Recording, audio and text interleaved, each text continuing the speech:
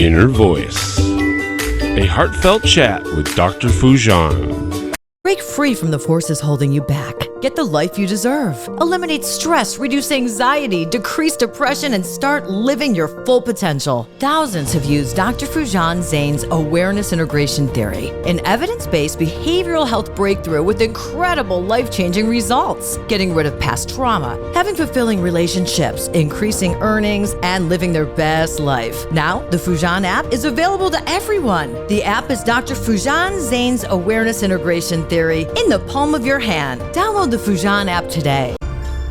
Do you wish to wake up one day and hit the Life Reset button? Life Reset, the awareness integration path to create the life you want by Dr. Foojan Zeine, helps you navigate crucial life areas, heal the past traumas, and cultivate fulfilling relationships and careers. Life Reset is your guide to a profound journey to reshape your life. Grab your copy on Amazon or Audible now and embark on a path to a more joyous and fulfilled life. Welcome to the Inner Voice Show, a heartfelt chat with Dr. Foojan podcast. I'm your host, Dr. Foojan Zeine, a psychotherapist and author and the creator of the Awareness Integration Theory. I'm so thrilled to have you join us today for what I promise to be an insightful discussion. In this episode, I chat with Dr. David Glass. He has worked both as a psychotherapist and as a divorce attorney in the career spanning over 2 decades. David is a family law specialist, and he concentrates his law practice on high-stakes custody litigation and complex asset division matters. He serves as the managing partner and the chair of his firm, Enenstein Pham and Glass Family Law Department. David serves on the board of directors of the California Southland chapter of the Alzheimer's Association. He's also the editor of the Los Angeles Psychologist, a regular contributor to Divorce Magazine. Has appeared on Good Morning America, NBC, NBC News, Fox News, and AP News to comment on celebrity divorces, and has been quoted extensively in articles for New York Daily and People Magazine and Huffington Post. We're going to talk about his latest book, Moving On, Redesigning Your Emotional, Financial, and Social Life After Divorce. It was an Amazon bestseller, and he is a host of the Hourglass podcast, where he focuses on the intersection of law and clinical psychology. We spoke about how to move on. What do you need when you make the decision to get a divorce? What do you need to get ready when you go to a family law practitioner? How do you move on through your emotional ups and downs? How do you find yourself moving on in your social group? How to move on with your financial assets, financial budgeting, redesigning your future, where you're going to live, who are your friends, who are your social group, who can be there for you. And he gives you really good tools, very no nonsense, right to the fact tools that you could actually use today, right after you listen to the podcast. So I'm sure you're going to enjoy it as much as I did. Now, be sure to subscribe to this podcast, my YouTube channel, and connect with me through my website, foojanzeine.com, or any of my social media platforms. Share your thoughts with me. I love to hear from you. And without further ado, here's Dr. David Glass. Intentional Parenting, a practical guide to awareness integration theory, written by Dr. Jafari, Dr. Foojan Zeine, and Dr. Manoukian, 3 experts in human development, is your step-by-step guide to raising a healthy child prepared for a culturally integrated world. You're supported in parenting infants to adolescents using the latest evidence-based scientific research on parenting. Order your copy on Amazon now. Eliminate stress, reduce anxiety, and decrease depression. Dr. Foojan Zeine's awareness integration theory has helped thousands like you get incredible life-changing results. The Foojan app gives you her evidence-based treatment in the palm of your hand. Download today. David Glass, it is so nice to have you on the podcast. Yeah, it's great to be here. Well, I got your book, Moving On, And well, you've been a therapist for a long time, and especially in the emergency room. So you really, really worked with people in emergencies and things that were going on in their life that was, depression and anxiety. First of all, what got you to want to become an attorney after being a therapist? Well, I mean, the funny thing is I went to a dual degree program back where I grew up in Philadelphia, Pennsylvania, where you got your law degree and your clinical psych PhD all at the same time. So they smashed 5 years of graduate school, 3 years of law school into 5 years of school.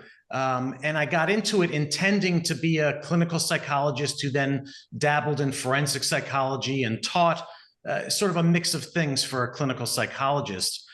So I had 5 summers where I worked as a therapist, I worked as a drug addiction therapist, and one summer I worked at a family law firm.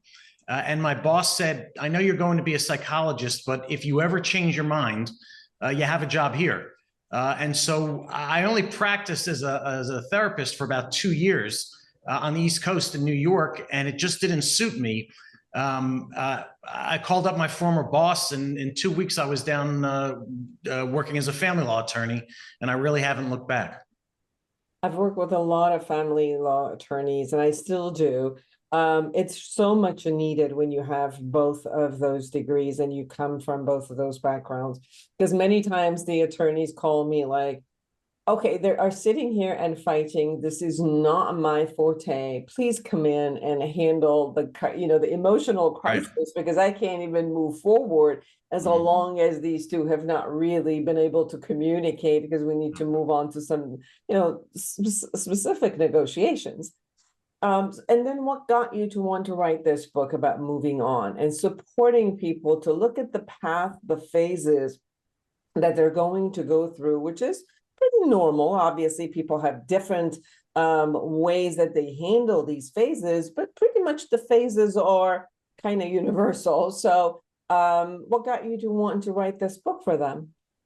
Sure. So when I got divorced about 15 years ago, it was completely amicable. My ex-wife and I sat down at the kitchen table, discussed that neither of us was completely happy. I got out my yellow pad like I do with my divorce clients and sort of sketched out, this is the way things should go. And she said, great, write it up.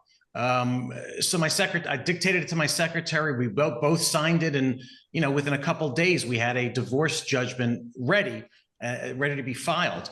But then when I started looking around it, now what do I do? And what do I make of my life? I've been married for 15 years. I dated for 4 years before then. I have no idea what the social life is like.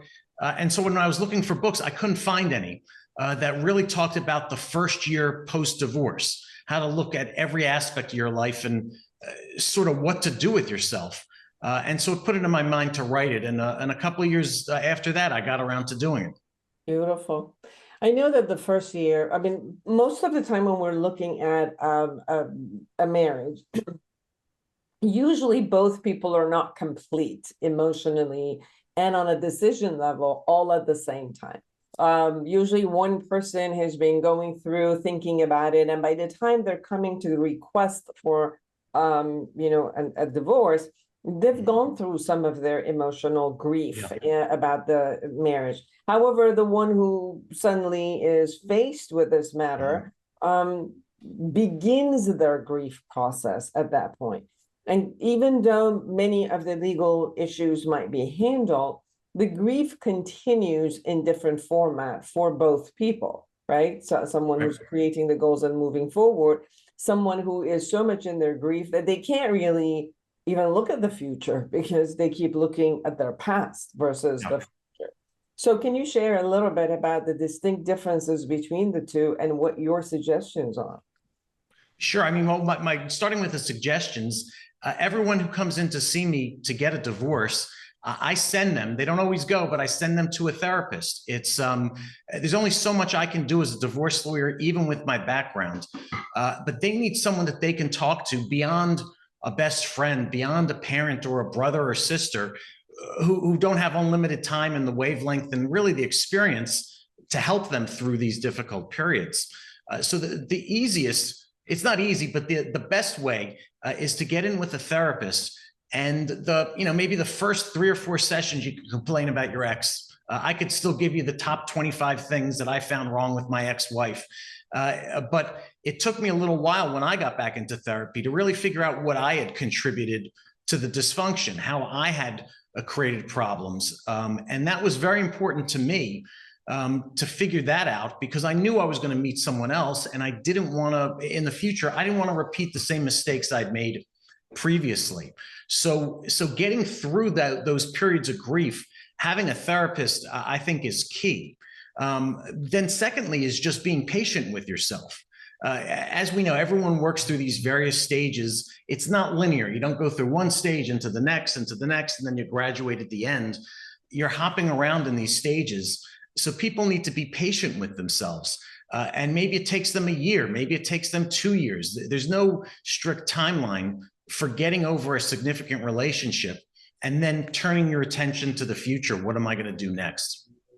Have you noticed that sometimes, because part of your work and in the book is also to identify your goals in the future, have you also noticed that sometimes one person is moving on toward their goal, but one person their goal becomes their rage and anger and how to settle the divorce case, and for months or years, that's all they're stuck. So it's almost like the goal isn't necessarily to move on. The goal is to get as much as they can and show the other person how angry they are through the divorce proceedings.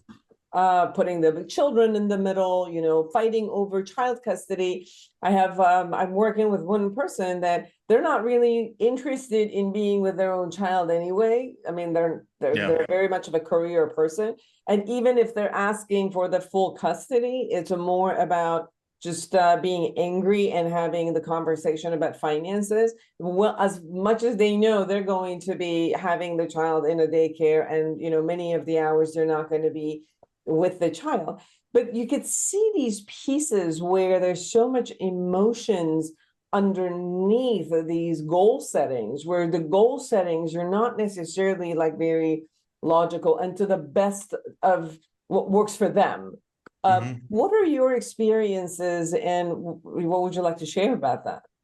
Yeah, no, you're absolutely right. I mean, I'm a divorce litigator. Most of my cases come to me after people have tried mediation, after they've tried settling with another attorney, and now they need someone to go to trial.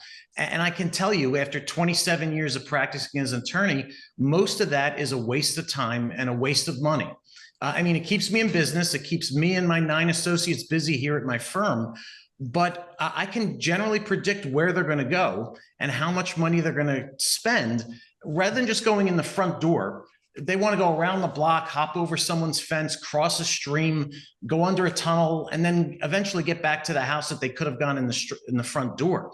And so, again, it goes back to, I think, being blunt with people. Part of the reason I stopped being a therapist and went to being a family law attorney is that part of a therapist, you have to let people come along at their own speed. You have to let them come to their own realizations while you help get them there. And I was always itching to jump in and say, what's the matter? You should do this. You should do that. And that's not the point of therapy. That was the point of what I was trying to do.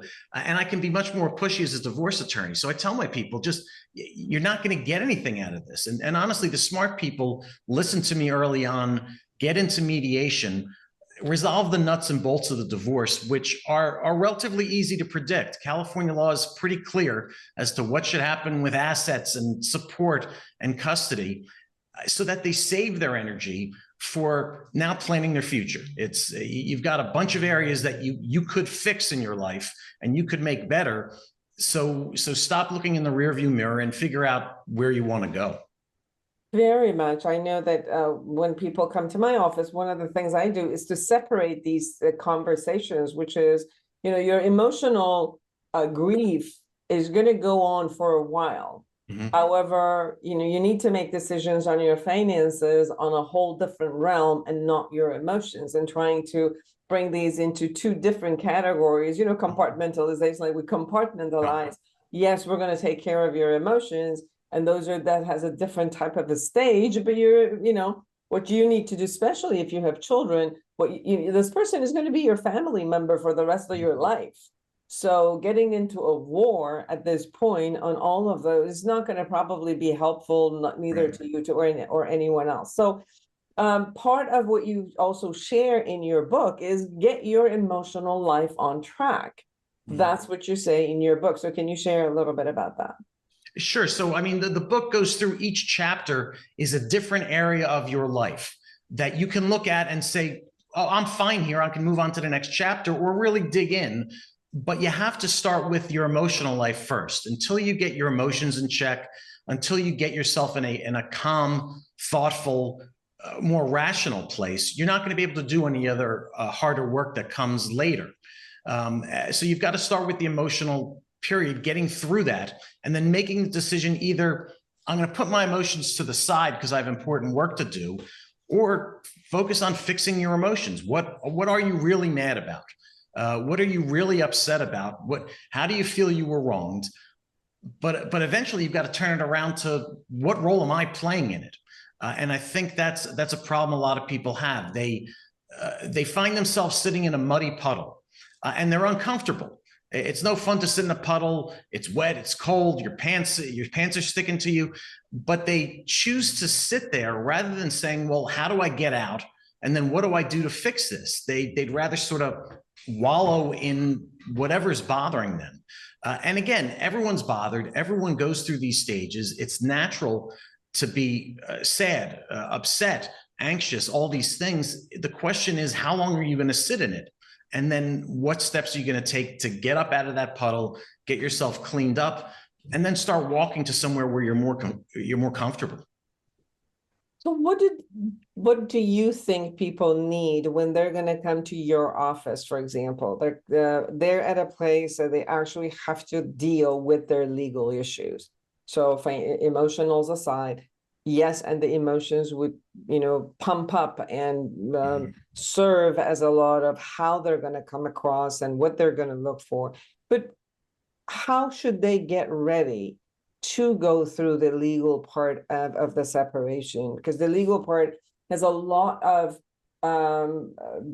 specific matters that they have to take into account. Obviously, their future finances. Many times for many, many years, that future contract is going to hold. So they need to be very clear in what it is they want, what is their goal, and what is realistic. Sometimes I've heard people say, oh, my friend got a divorce and they got this. But your friend's case is not the same as yours. Right. Their circumstances are not the same.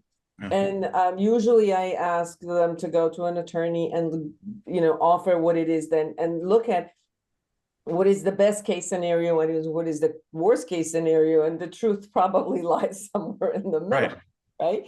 And for them to have an understanding of this, of the spectrum that they can even maneuver in, versus walking in with some fantasy or walking in with some bluff, or walking in because somebody else got something and they think they can pull it through.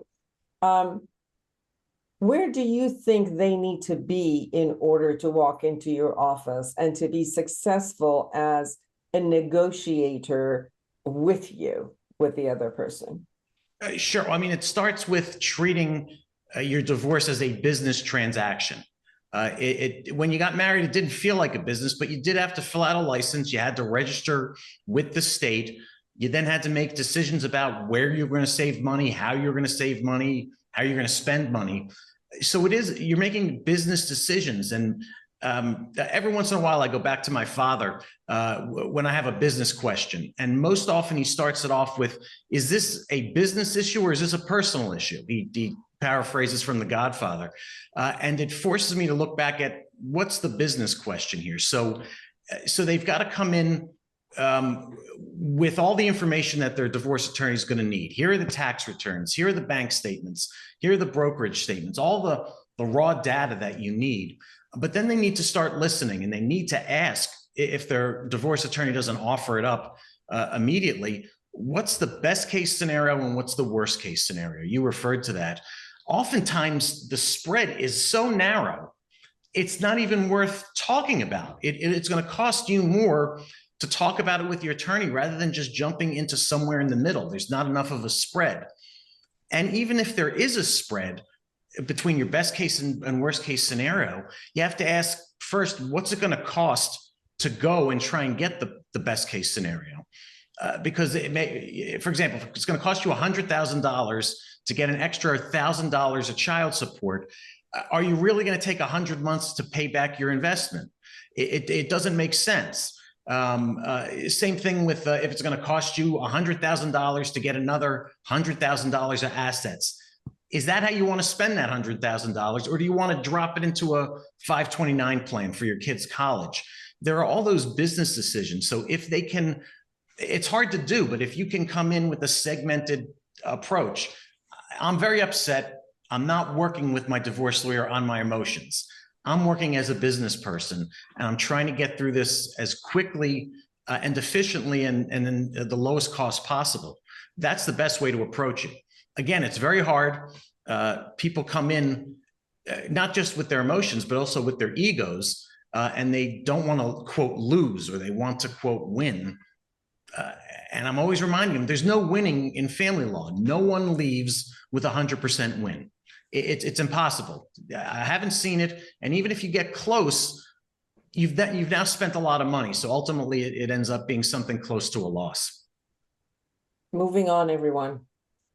Redesigning your emotional, financial, and social life after divorce by David Glass.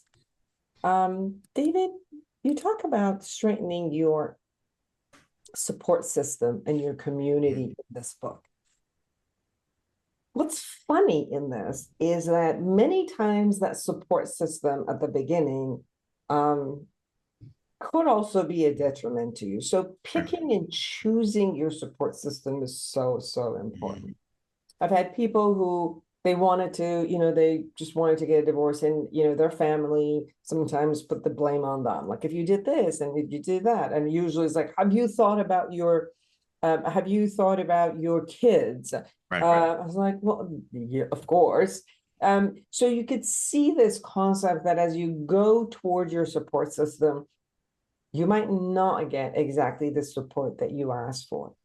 But people have their own ideas about marriages and divorce and how it should be. Sometimes these unrealistic ideas even come from your support system. Like, you go to someone and say, yes, I'm going to go through the legal proceeding. And they're the friends, you got to do this, and you got to fight, and you got to, they pump them in order to fight. And many times it's looking at what is the right support system for you through this process. And sometimes one person can give you an emotional support, and another person can give you a logical, another person could give you a legal support, financial support. And so it's important how to choose that. Could you share a little bit about this? Sure. Well, I mean, you sort of alluded to it. The support system ideally won't be people telling you what to seek in your divorce. They're not experts, or they're likely not experts. And even if they are experts, unless you've hired them, they're not your expert. But when you look for a support system, you are just looking for people who are going to be there to emotionally support you. People who, when you have a bad day, you need to vent, and they're gonna take it in and say, yeah, that's really rough, and but I'm sure tomorrow or next week is going to be a better day, a better week. And I went one step further when you've got to pick your 3 or 4 people that you're going to depend on to get you through the divorce. I think any more than that, and you're spending too much time talking to too many people, any fewer, and you're putting too much burden on one individual. But when you're figuring out who it's going to be, whether it's a sibling or a best friend or a parent, I sent out an email letting these people know, listen, I'm going to be getting divorced. I know it's tough. I know it's going to be tough for my children, but ultimately, I think it's going to be better for me, better for my children, and even better for my soon-to-be ex. What I need from you is X, Y, and Z. if I call, just listen to me. And towards the end, try and remind me that these bad days are going to end. But also what I don't need from them. I said, I don't need you to tell me that you thought my wife was bad from the start and I should never get married. Or I don't need you to tell me what you think I did wrong in the marriage. I don't need any of that negative information. It's not going to help at that point. Again, there's a time and place for everything. Maybe later, if you're going to get yourself back into therapy, you can think about those things. But while you're trying to get through it, you don't need it, and you don't need it from your support system. And so I sent out that email, and people said, thanks so much for telling me, I'm on board. The other thing I'll mention about support system is a lot of people come to me and say, I'm afraid to talk to my parents about getting divorced. They were never divorced. They never knew anyone who's getting divorced. I want people to have a little bit more faith in their parents. When I contacted my parents, I was embarrassed about it. Here I was, a former therapist, a divorce lawyer, and I'd gone to all the right schools, gotten all the right jobs, and I took it as a big quote failure. And my parents just said, listen, you're smart. You're figuring out what works, what doesn't work, and you're figuring out a better life for your girls. I was surprised by their response and how supportive they were. I shouldn't have been, but I encourage people to not sell their parents and their siblings short. Most of the time, these people who are close in your life will come around and support you no matter what decisions you make. Absolutely. It's amazing that when what you said, it was just, if you're clear in what it is you want and you don't want, and you share that with your loved one and people who are there, it makes it easier also for them to kind of figure out how they can support you. Mm-hmm. And at times when they will go their own way and you kind of like say, all right, I'll talk to you later. They have an idea that possibly they cross that boundary and that you need to take care of yourself, and they'll go back into what you ask them to do, and they can be there for you. Part of the concept of moving on is beyond the divorce. And in your book, you bring the concept of, how do I find a new home? How do I redesign my life? Even sometimes my career, people's career have been together, or we have people who have been stay-home moms and they have to, or stay-home dads, and they have to go back and look at, creating their careers again. So part of this concept of moving on is important to redesign a future. It's almost like this open canvas where you're putting what it is that you want in there. Whether you don't have kids and you could do this in one way, or you do have children, mm-hmm. and you have to redesign it, that yes, you're not going to be the one who's going to be tucking them in every night. And how's that going to be for you? And the nights that you're not going to be tucking them in, how will that work for you? Yeah. Or when you've been part of, the control of every angle of it, yes, so those days that they're not going to be with you, you're not going to be in control of mm-hmm. how they eat, who they socialize with, what time they sleep, and the discipline that's going to go on the other side. And how are you going to maneuver all of these changes, and sometimes letting go and having to let go of many of those aspects. And you share about how to find a new home, how to redesign your future. Can you share from your perspective, please? Sure. I mean, I suggest that people get out a piece of paper and they divide it into 6 blocks, and you label one block emotions, one block is where I'm going to live, one is how I'm going to budget myself, one is what friends am I going to hang out with. What the 5th block is what's my relationship with my kids, and then the last block is am I going to find a new partner? And each of those blocks, they just have to write down: are there any problems in shorthand? Too strict with the kids? Am I paying too much for a house? Where do I want to do my banking? It may seem very simple, but when you get it down on paper and you see it in front of you on your desk, and I guess you can do it on the computer. I still work on paper most of the time, but it forces you to realize, okay, there's a limited number of things I have to address. What am I going to address first? And as you fix each of these problems, you can cross them off and you can see your progress. So, for example, where am I going to live? When I got divorced, we sold the house. It was too expensive for either of us to afford. I knew eventually I was going to meet someone. And whoever this person was, she wasn't going to want to sit on the couch that I used to sit on with my ex-wife. And she wasn't going to sleep in the bed that I used to sleep in with my ex-wife. And so I just said, I'm not taking any furniture. I'm going to find a furnished apartment. I'm going to find the smallest apartment I can that has enough room for me. And I had two daughters who were 8 and 10 at the time. I was just going to go on an extreme budget. You can always go up, but just knowing that I can afford this place, I don't even have to worry about it. And the surprising thing was I was a little bit worried. I was going from a house with a pool and a yard, and I'm going into an apartment with a shared pool. And what were my daughters going to think about it? And they completely surprised me. They were thrilled that they were allowed to go up and down the elevator. They could go down the elevator to the game room. They could go up the elevator to the roof, and they could scoot around on the roof. They were so excited to show their friends that they were allowed to go up and down the elevator because it was a secured building, that they were so thrilled. And that was and that I took them and they could pick out their own furniture for their new bedrooms. That's what they were thrilled about. They weren't sad about where they were living.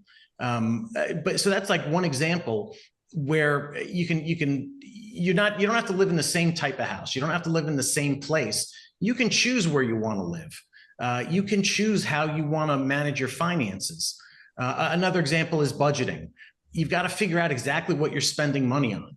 And it can be very surprising when you look at it. You say, wow, I'm spending $187 a month on cable TV with Cinemax and HBO, and I never watch it because I always end up going to Netflix. You can knock things off that list pretty easily, again, once you get it down on paper and realize where you're spending your money.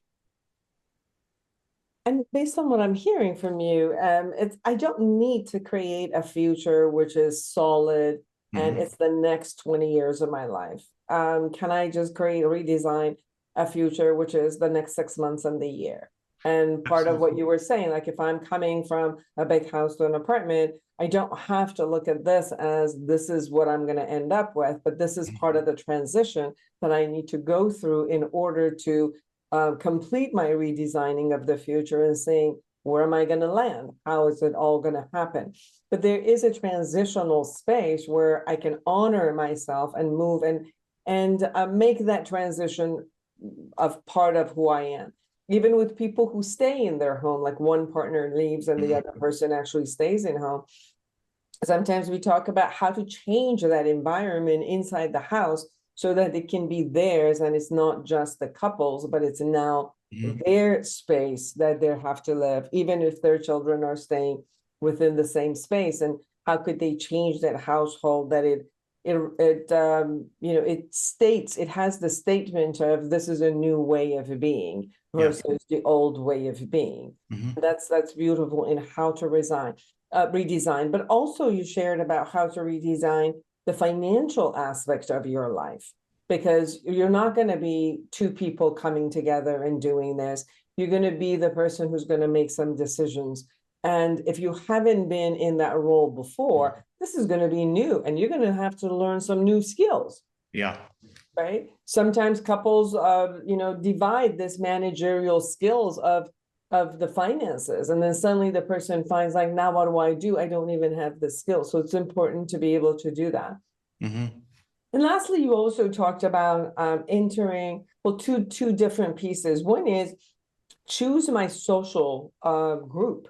One of the biggest issues with couples is that obviously, if they've been together for many years, they've created this social group of other couples. And to be able to, continue some sort of socialization, or even at times like naturally divides, the socialization divides. Some group kind of become the best friend of one couple, one pair, and then the other.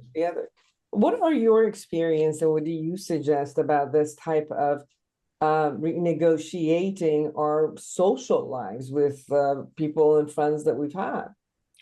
Sure, you're absolutely right. There's the dividing the existing marriage couples, and that almost happens naturally. Who was closer to whom? Were you was I closer to the husband and my ex-wife was closer to the wife, and or was I closer to both of them? That sort of happens naturally. It's understanding that things change. You don't have to stick with the same group of friends. And so you should look at each of the friends that you've hung out with and figure out, what do I like about hanging out with them? Also, what do I not like about hanging out with them? It's a leaping off point when you get divorced. You have a chance to look at every aspect of your life, and one of them is your friends, and you're not stuck with the same group of friends. I looked at a bunch of friends and I said, you know what? They're not really great friends. When I have a great case and I have a great result in court, they say, oh, must have brought in a lot of money, or it must be nice to be you. And that's not a real good friend. And when you feel like you're stuck with them, you put up with it. It's hard to make new friends. And so inertia keeps you there. But when you have an opportunity to really look at things, you have to weigh the positives and negatives of everyone. The other point I want to make about friends is I had lost touch with some of my friends because they didn't like my ex-wife, or they didn't like how I acted as part of a couple. Whatever the reason was, I reached out to a whole bunch of older friends that I'd lost contact with and didn't know how they were going to respond. A couple of them were thrilled. I'm really glad to hear from you. Let's get together. And they became part of my close circle to carry me through this difficult period. But the key is to all of these decisions is being a creative problem solver. And creative problem solving breaks down to, number one, do I have a problem? Number two, creatively brainstorming as many possible fixes that you can think of without self-editing. So you can say, oh, that'll never work. You got to write down 16 to 19 to 20 different decisions that you could make to change something. And then you take the time to look in step 3 at each one of those potential solutions that you came up with and figure out which one of these would work best. Pick one of them and go with it. It really helps people get moving by approaching any problem you have. Do I want to keep this friend? Do I want to reach out to an old friend? If you take that approach on each one, the answers come pretty quickly. Sure. And the last topic is about re-entering the romantic world again and an intimate relationship. And this is hard for both person, because I think when you're trying to go out, if you've been in a relationship for such a long time, the dating game has changed. Who you are changed. What you wanted the first time, prior, and when you were younger and went and dated, you had different skills. What you needed was different. What you looked for was different.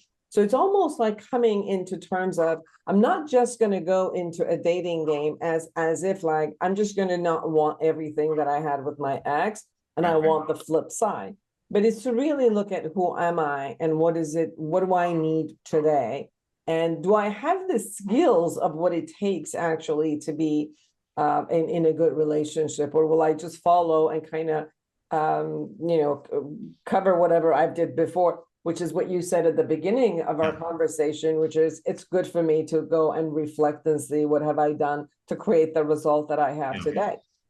But I also know that this part is very hard for our partner when you're seeing your partner date, and that date is going out and they're going to the same restaurants you went, or they're going to the same house, or they're going to the same friends you had.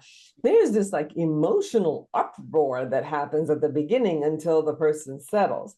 So what are your offerings in this area? It's overly simplistic.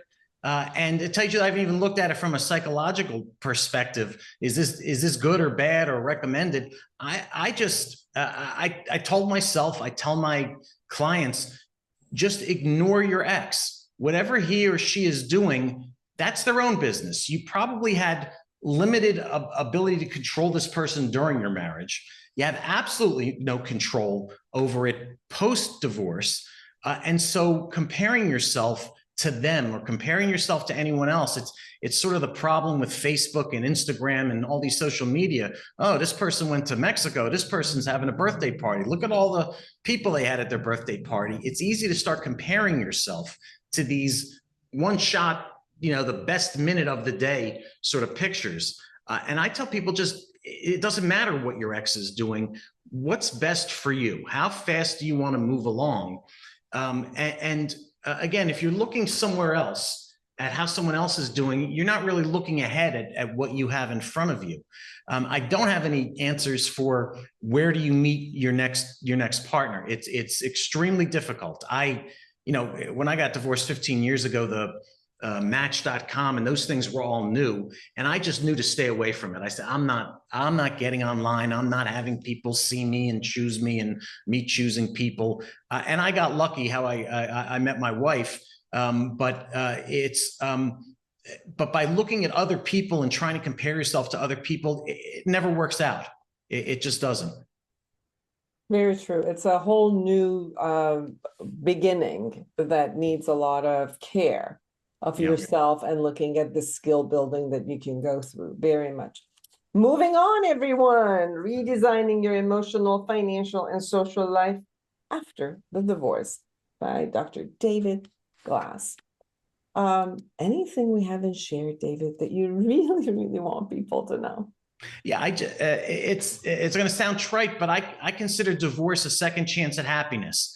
Listen, you've been in a relationship. 50% of the people are still getting divorced. On their second marriages, 65% are getting divorced, and third marriages are 75% getting divorced. That's because they're not taking their second chance at happiness seriously. You've made a mistake. It's not a tragedy. It's not the end of your life. I honestly think a tragedy would be staying in a failing or failed relationship and not maximizing your life and your kid's life or even your partner's life. But it's a second chance at happiness. If you look at it that way and figure out, what am I going to do? What do I want to do next? What do I want to try, even if it doesn't work? I got into yoga. I figured I would try yoga. After a year, I still couldn't touch my toes. And I said, this isn't for me.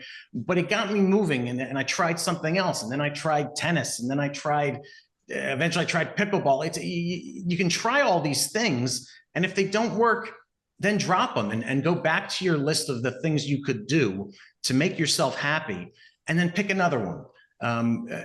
People take too long making that first decision or making a second decision after a first decision fails. And fail isn't the right word. None of these are failures. They're attempts. They're tries. Move on to your next try. No one's keeping count.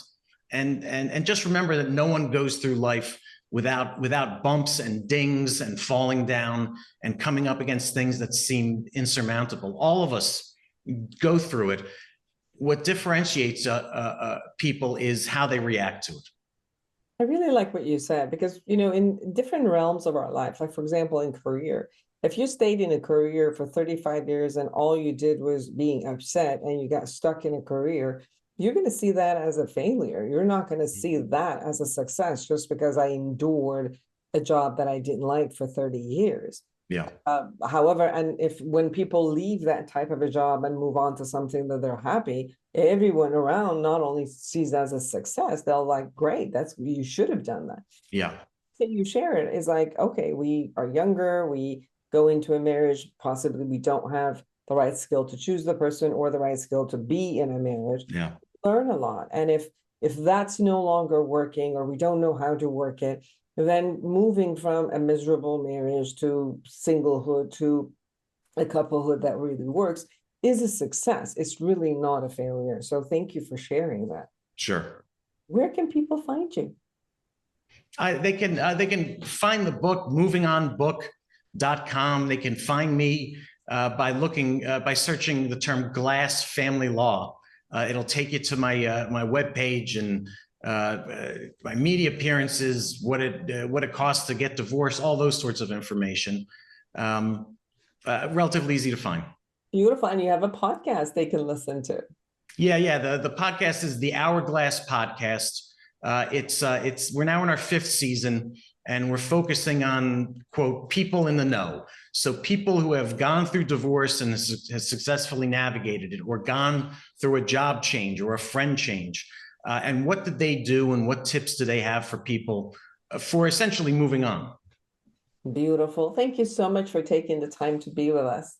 It was an absolute pleasure talking to you. And for all of you who are out there, create an amazing life for yourself and everyone around you. And until next week, bye-bye.